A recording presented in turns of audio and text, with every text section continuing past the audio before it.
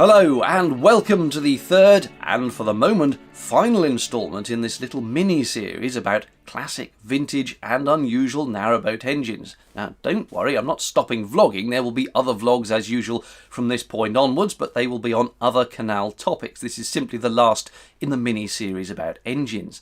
And overall, this little mini-series seems to have been pretty well received, more so than I was expecting, to be honest. Yes, there have been a handful of people who haven't enjoyed it, but I have had quite a few people saying, loved it, more please. So there will be at some point in the future a second mini-series about classic vintage narrowboat engines, as and when I can find the engines and their willing owners. But that's all to come in the future. For the moment, let us take ourselves over to Warwick, the western side of Warwick, the Saltisford Arm, where what appeared to be a historic boat was waiting for me.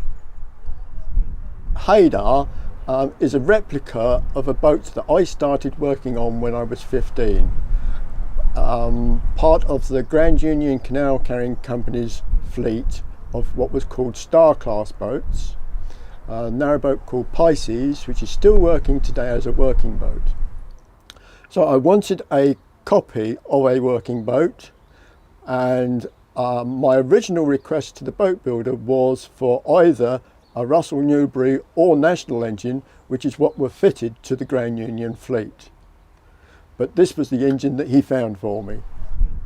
She was built in 1949 by the National Company, one of 450 that they built, one of 18 which eventually went out to the Middle East pipelines. We don't know how she came back to this country, but we do know she ended up at Keighley Railway Works, and from there she went to a fun fair, and from the fun fair she went to a scrapyard where our boat builder found her. It is a two-cylinder engine, just under 2.8 litres in total. The fuel is gravity fed from the day tank.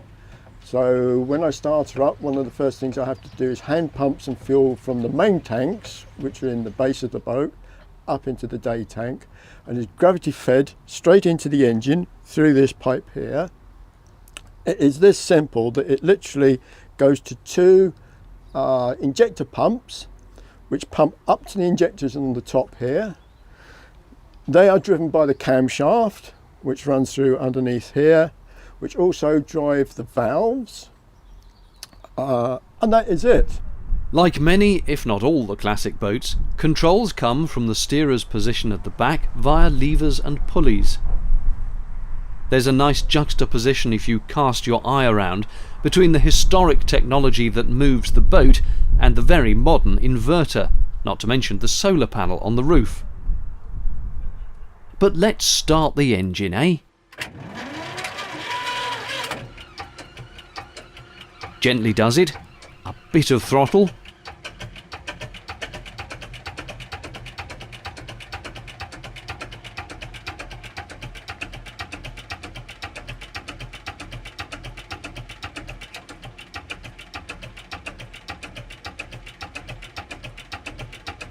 it's a pleasant chunter, but the real sound is not here but outside, for one simple reason. People tend to hear us coming half an hour before we get to them, because this engine design means that we don't have a silencer fitted.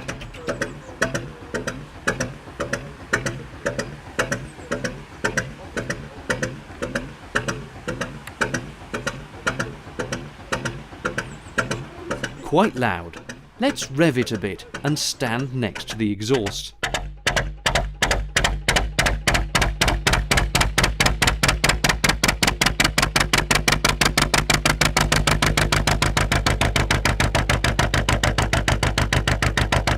We were told when we first got the engine that to fit a silencer on it would be a bad thing.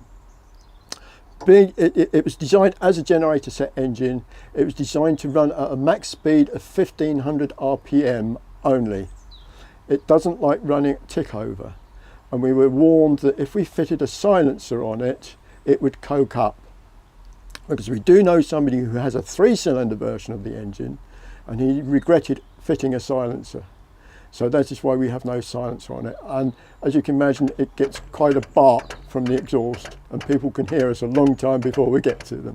We did have to go to the boat safety scheme to get an exemption for not having a silencer, which was in itself was quite a task. I had to take photographs of the engine, of the boat, send in all the reasons why we couldn't have this silencer on there. And the chap that was representing us on the technical committee, when he replied, he said, I'm amazed. He said, for the first time, the technical committee have come to a unanimous decision in your favour. He said, that's the first time that's ever happened. At 70 years old, surely the maintenance must take some work. I can tell you what, this being aged from 1949 is far more reliable.